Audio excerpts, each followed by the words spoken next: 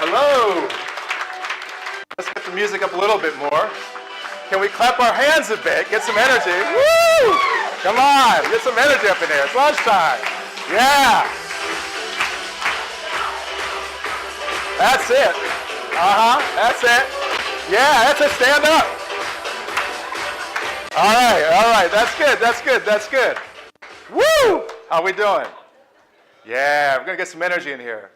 Right, so I'm Joshua Isaac Smith. I am a trainer and consultant here at Croydon Council. I do a lot of coaching as well. And I don't know if some of you have been in the leadership development course that they were running last couple years, but that's how Jenny and I met. And today is going to be a little taste of a new program that Croydon's running for next year. And it's an opportunity, the course that you'll have a chance to take is called Adaptive Leadership. So you have an elective of courses that you can take. So if you like today, you might want to think about signing up for that program if you can. All right, great. So today's about leading with purpose. So in addition to working for Croydon Council as a coach and so forth, I also am a therapist, and I work with clients who go through various difficulties. And one of the things that I've noticed is that the moment, no matter how difficult a situation is, no matter how much of a challenge the situation is, that the moment a client can actually get a sense of purpose, right, a sense of meaning, a sense of moving forward, it's amazing what happens. It's a bit like the old joke about the country and western song. Any country and western fans here at all? Yeah. Yep. You know, the song is country and western, lose the dog, the wife leaves, lost the truck, lost the house, right? Well, somehow when you can find a sense of purpose, it's like playing a country and western song backwards. The dog comes back, the wife comes back, the truck is returned, you get the home back, and you get the job. In other words, when you start to focus on your goals, something magic happens. And it's informed from a theory from neuroscience called attentional control theory. And the theory is simply this. The more you focus on your goals, the less anxious you are, right? It's that simple. Why is it that simple? Because the idea is this. When we're in a goal-driven mindset, right, our vision, our sense of perspective is wide. But think about when you're really stressed. When you're really stressed, and that sense of perspective starts to narrow, right? So do an experiment right now if you can. Just put your glasses down, maybe your pens down.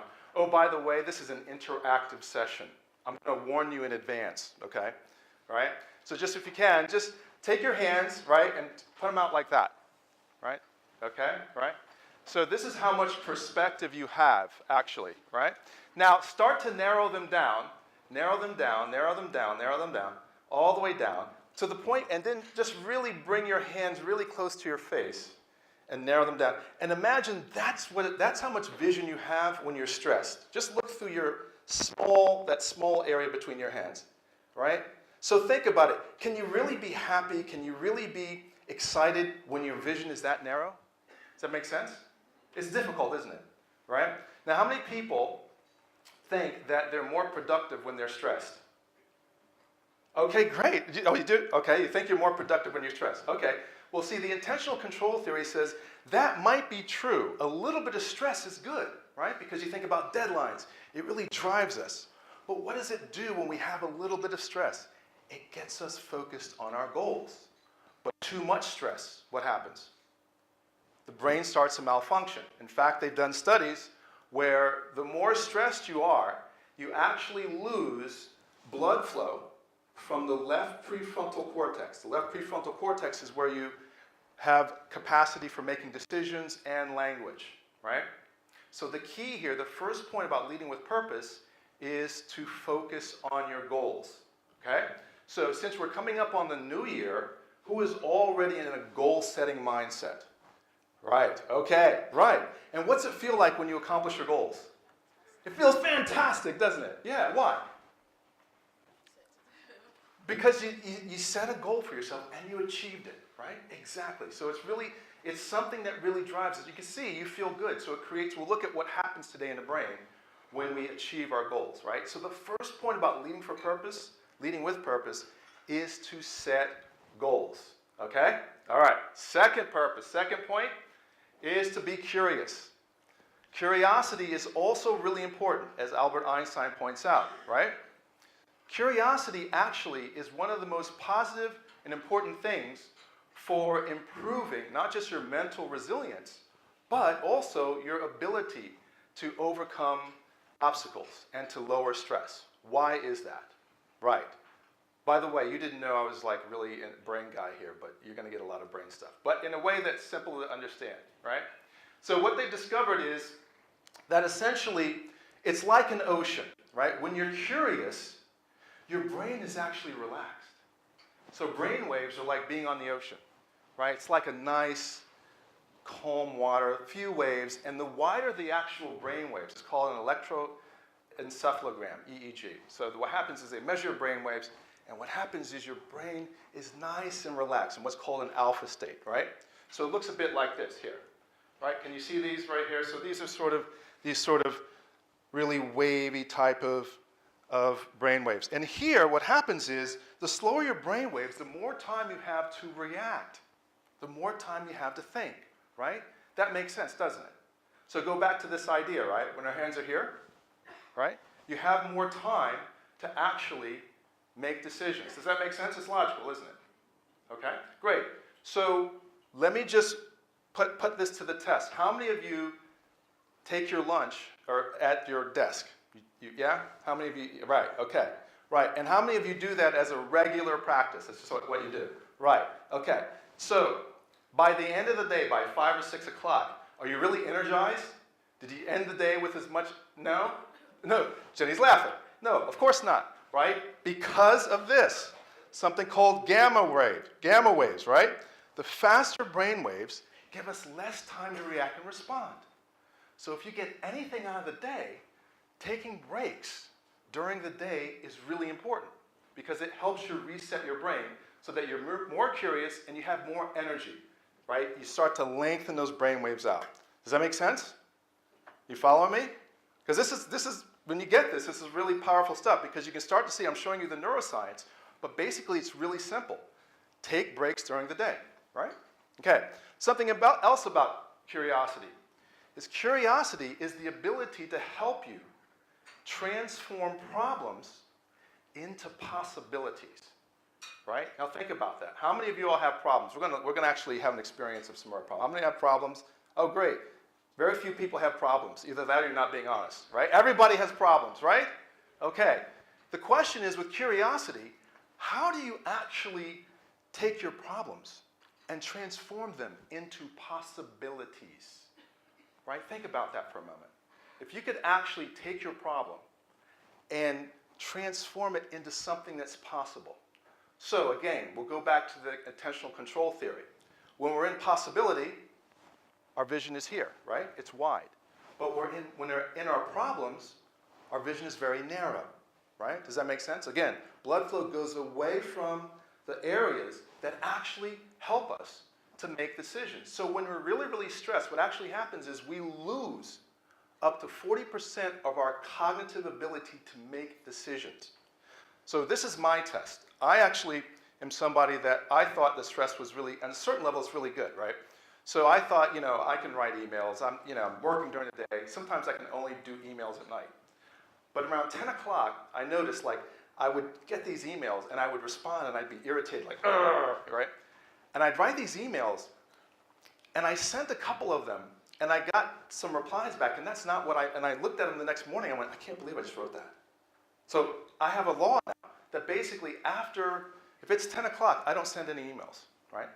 I actually just write them, save them, and look at them in the morning, right? Has anybody else experienced something like this when you're really stressed and you think what you're saying makes sense? It's a bit like when you're at that party. You know that drunk who's talking to you and drunk thinks that what he's saying makes total sense and you're looking at him right? It's a bit like that in the brain, right? So if you're too stressed, what happens is you lose 40% of your cognitive ability. So that's something to think about, right? Okay? All right. So the next point, 2 points. Be goal-directed, right? Set your goals. And be curious, okay? Because these are going to be important for the exercise we're going to do later. The next point is from one of the most popular TED Talks from a business psychologist at the Harvard Business School called Amy Cuddy.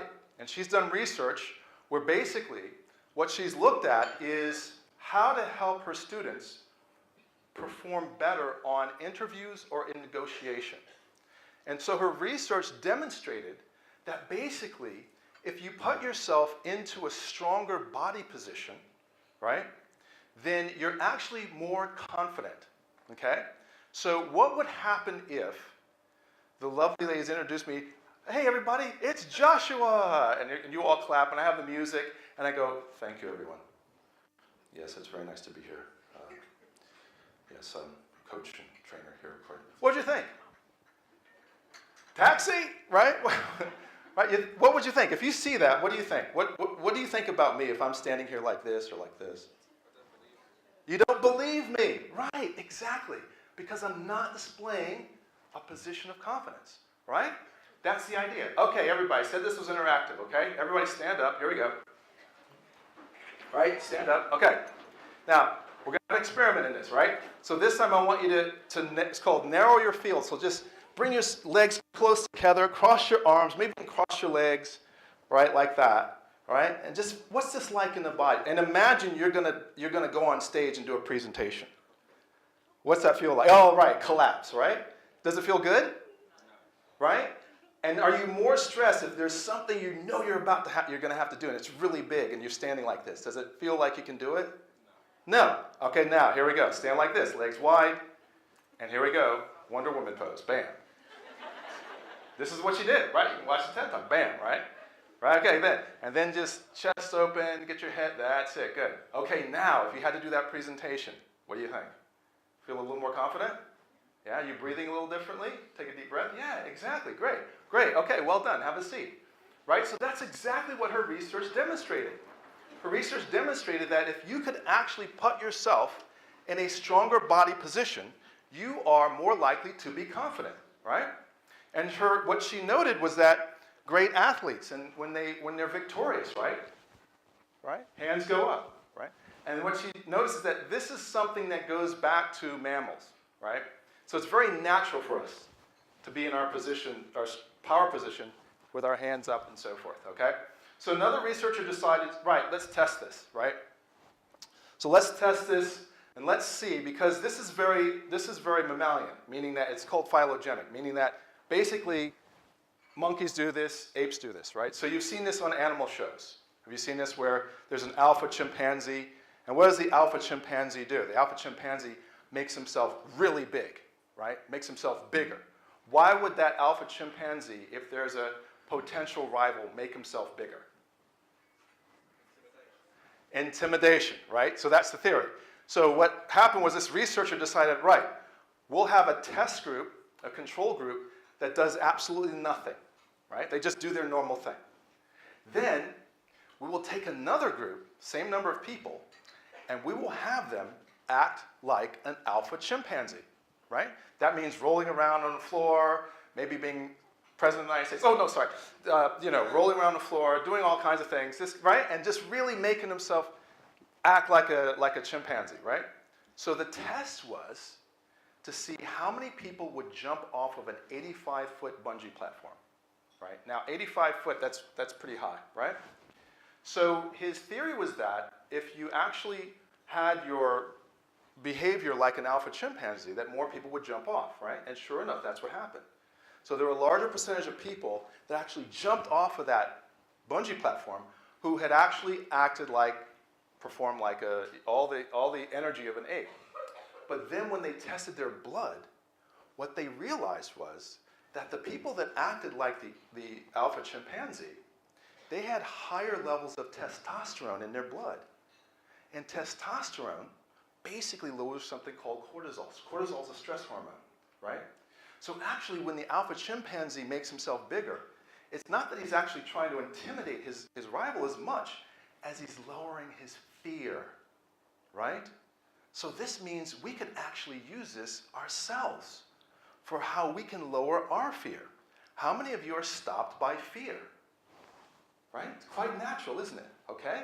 All right, so we're going to do an exercise right now to get you out of that. Okay? So anybody who's been to my trainings before, they might recognize power pumps, all right?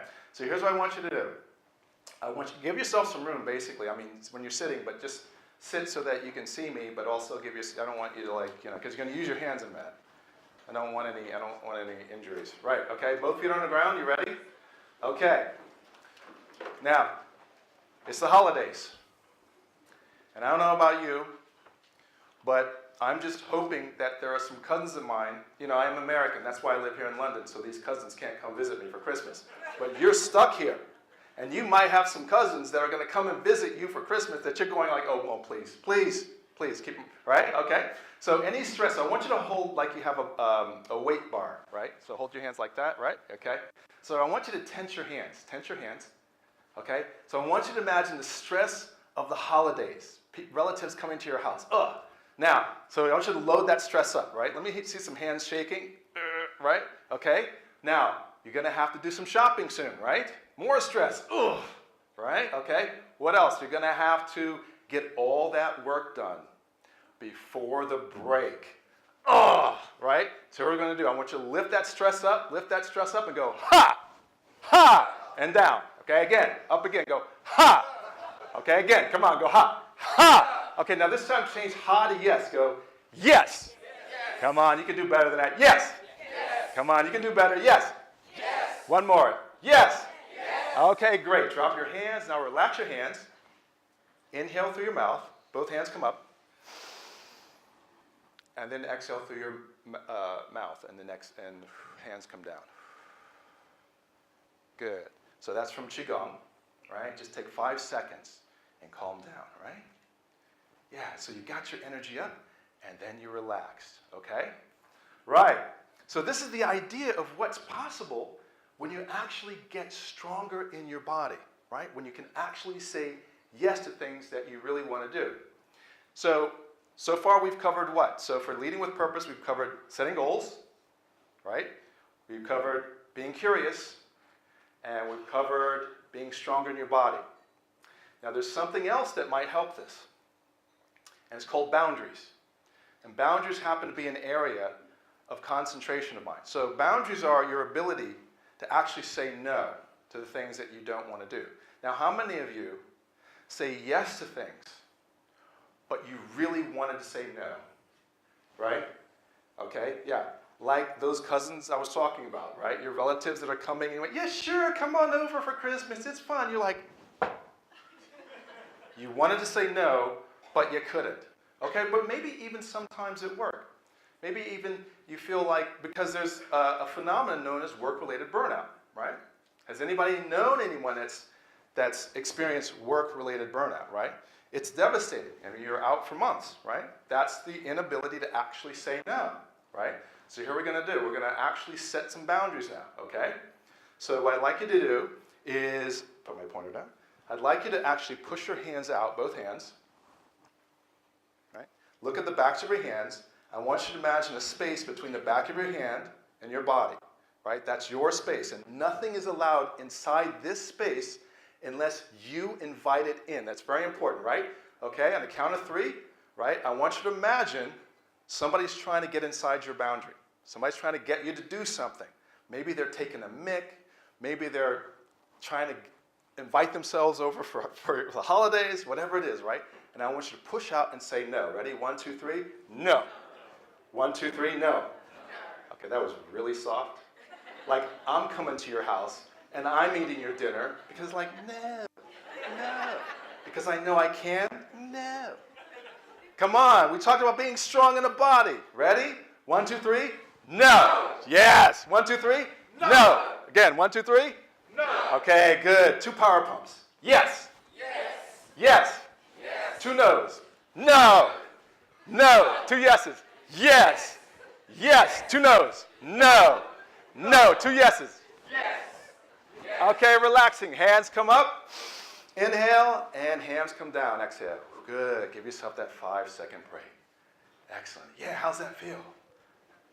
Yeah. Oh, you're ready now. Okay. Yeah, good, good. All right. All right. So we're stepping up. So we've got boundary setting now. So we've got goal setting, got curiosity, we've got being strong in the body, and we've got boundaries. Okay?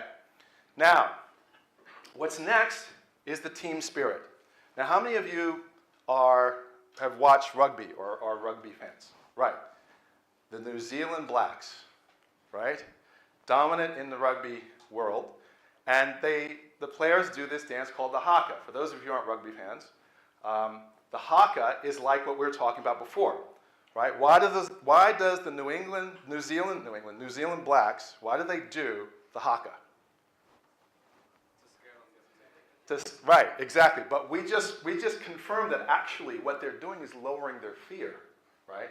It looks visibly like they're trying to intimidate the others, but actually lowering their fear. And when it comes down to performance, actually the lower your fear, the higher you perform, right? Just like focusing on your goals, right? The attentional control theory. When you focus on your goals, you're more likely to accomplish them, okay? So here we're going to do sort of a group haka thing, right? So for this, you're going to need to sort of face a partner, look towards a partner, look towards someone familiar, right? But you're going to need to sort of turn so that you can face them in a way, okay? But yeah, okay, right? But let's make this fast, okay? Let's make this fast because you're gonna have to also be able to see me, right? Yeah, that's right. So, yeah, okay, here we go. All right, you ready? Okay. So we're gonna do like this, our own little haka. So I want you to imagine you have like 2 hammers in your hand, right? 2 hammers. That's it. You already started. That's right. Okay. All right. So here's what we're gonna do. Right? You're just going to sort of, now this is actually going to help you to lower your stress, right? So there's a meaning behind this. But 2 hammers, and it's like you're just going to beat them down like that, right? Exactly. But this time do it a little slower at first, do it a little slower, right? Okay? Now here, I want you to look at your partner right now, right? Look at your partner, and silently, here we go, I want you to go, ha, ha, just silently, ha, ha, ha, ha, ha, ha. Okay, a little louder now, ha, ha, ha. Ha, ha, ha, a little louder now. Ha, ha, ha, ha, ha. A little louder now. Ha, ha, ha, ha, ha, ha, ha. A little louder now. Ha, ha, ha, ha. Okay, stop. Good. High five your partner. High five your partner. Bam. Yeah. High five somebody else at the table. Bam. There we go. That's it. Okay? Yeah. So we're going to get that tribal energy going, right? But here's the thing. Here's the thing about leading with purpose. Leading with purpose involves working with a team. And what that exercise demonstrates is when you're on the same frequency, doing the same things at the same time, your team is much stronger. Does that make sense? So if you're leading your team, you want to lead with purpose. You want to make sure that we're all on the same page. That's the point of that exercise, okay? Right? Okay. So here's some interesting research, right? So Simon Sinek, who's also a very famous TED speaker, in terms of leading with purpose, he talks about start with why. Start with why. And he uses the examples of Stephen Jobs, co-founder of Apple, Martin Luther King, Nelson Mandela, and Gandhi, as well as some others. And what he notes is that, other people made computers, right? Steve Jobs isn't the only person in the world that made a computer or was started a company that made a computer. Martin Luther King was not the only civil rights leader. Nelson Mandela was not the only anti-apartheid leader. And Gandhi was certainly not the only free India activist, right? But what made them different was that they started with why. They had a sense of purpose. They were goal-driven, and they were not going to relent. They were determined to accomplish their goal. So let's look at some other people. Thomas Edison, right? Thomas Edison, 2,332 patents, right? Anybody have a patent in the room? I don't. Right.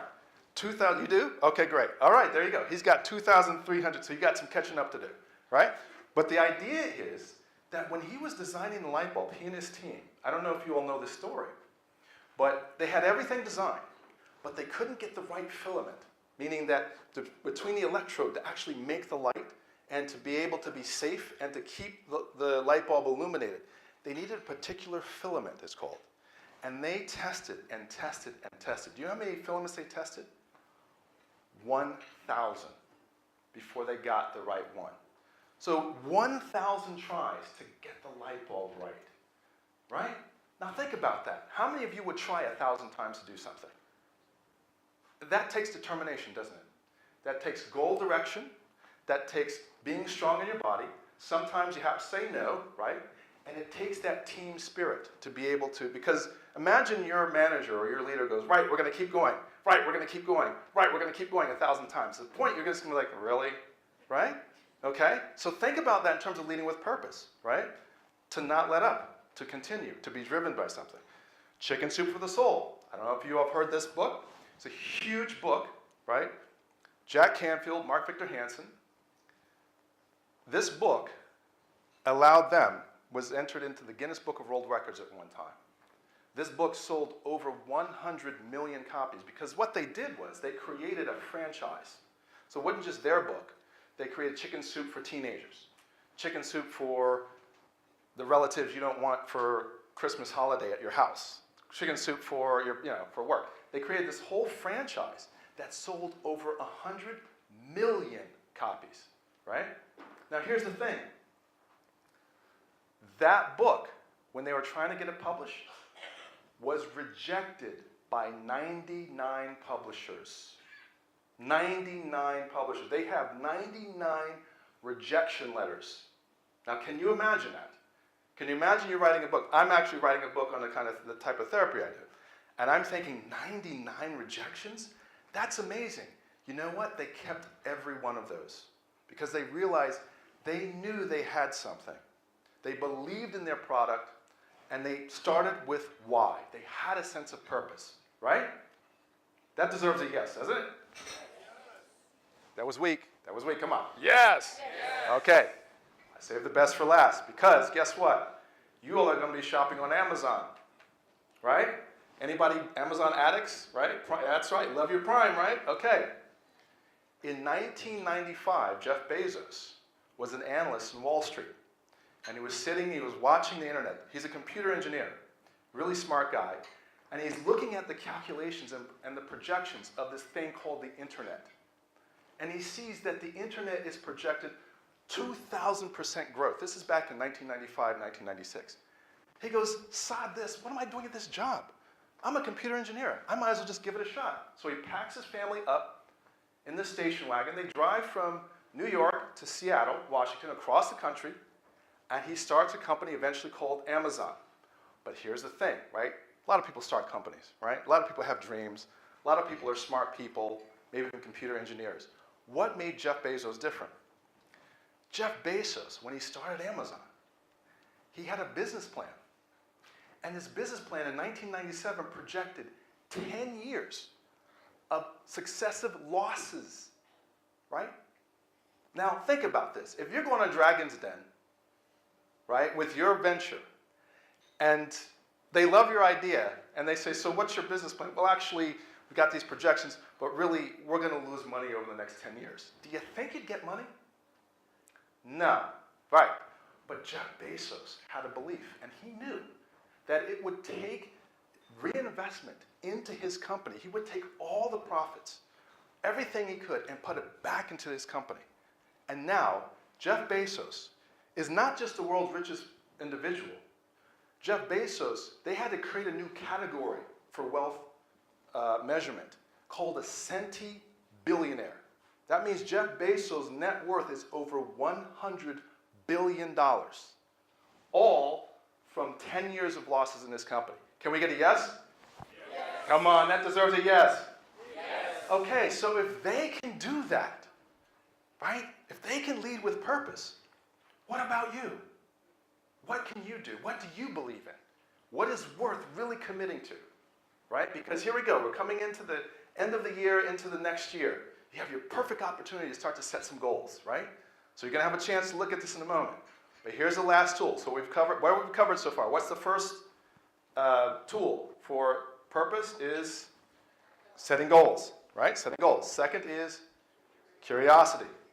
Third is be strong in the body, right? Fourth, no boundaries, exactly. And now, here we go. We're going to give you another one. It's called self-compassion, right? Bet you weren't expecting that one. Bet you're expecting this rah-rah thing. Bet you're probably this male chest bashing thing, right?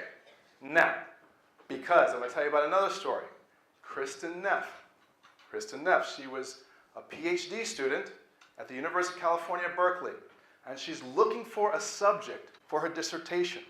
And she's, as she says, she's kind of anxious about it. She's kind of worried because it's serious business. You want to get your PhD, you want to get it right. So she's really anxious, this, that, and the other, but she's taking yoga classes. So she's in a yoga class, and her yoga instructor, basically at the end of the class, they do a meditation. And in that meditation, the yoga teacher says, right, so breathe in what it's like to be compassionate to yourself. What's it like to be kind to yourself? What's it like to really forgive yourself for anything you think you're doing wrong? And all of a sudden, Kristen Neff, it was like lightning struck, right? She just relaxed so much in that meditation that she realized her anxiety was gone. So she got home, she kept doing this self-compassion practice, and next thing you know, she goes, I could write my dissertation on this. And she does. And as a result, in 2003, she launches selfcompassion.org. She has done a number of studies around the world, but basically thousands of people, and she's measured their levels of self-compassion. And what she found in her research is something I find quite startling. It really surprised me when I heard it. 76% of people that have taken her online test or have basically been subjects in her research, 76%, that's over 3/4 of people, are harder on themselves than they are on others. What that means is that if somebody else makes a mistake, 76% of people are more than willing to forgive that person and say, it's okay, it's all right, you'll do better next time. But if we make a mistake, we beat ourselves up about it. Oh, I should have done this, I should have done that, I should have done this, right? Okay, anybody got that going on, right? Okay, guess what? If your hand's not raised, I know you're lying, because 76% of the people in this room have it, right? The statistics don't lie. The point is that what's it like to be forgiving of yourself? What's it like? Thomas Edison, 1,000 tries to get something right. Do you think he had a little bit of self-compassion? Right? Do you think he had a little, because self-compassion powers your goals. If you make a mistake, right, then you've got to have some dialogue that actually says, right, I'll do better next time, right? I don't know, I can't remember what game it was, but anybody ever seen like the World Cup, and they were like, this is what the World Cup where it was like, this last World Cup, there were so many penalty kicks. Like it was the most ever, I think, right? Can you imagine being the person that misses the penalty kick? What their internal dialogue is, right? Who doesn't have self-compassion. You can tell that top performers, Steve Jobs, Martin Luther King, people who ask why, people with a sense of purpose, have a sense of self-compassion and forgiveness, right? Okay? So you're going to get a chance to talk about this in a moment, but now we're going to look at now what is it going to take for you to lead with purpose, right? What's it going to take for you to actually get past your own fear, get past your own criticism of yourself, and start to step up your game. Start to look to see what is your vision, right? Because you have the perfect opportunity. It's the end of the year. It's going into next year, right? And everybody's going to be asking you, made any New Year's resolutions yet, right? So here's your chance right now to actually make a plan, right? Does that sound exciting? Yes. What? Yes. Have we not learned anything? Come on, 1, 2, 3. Yes. 1, 2, 3. Yes. 1, 2, 3. Yes. Okay, here we go. Now I want you to stand up for a moment. Okay, we're going to finish this, and then I'm going to put you in the partners, and then you're going to do some work, all right? Now for this, you're going to need to spread out a little bit. Just face me, right? Just spread out just a bit. Okay. So we're going to put all of it to the test now, because we've been talking all this stuff.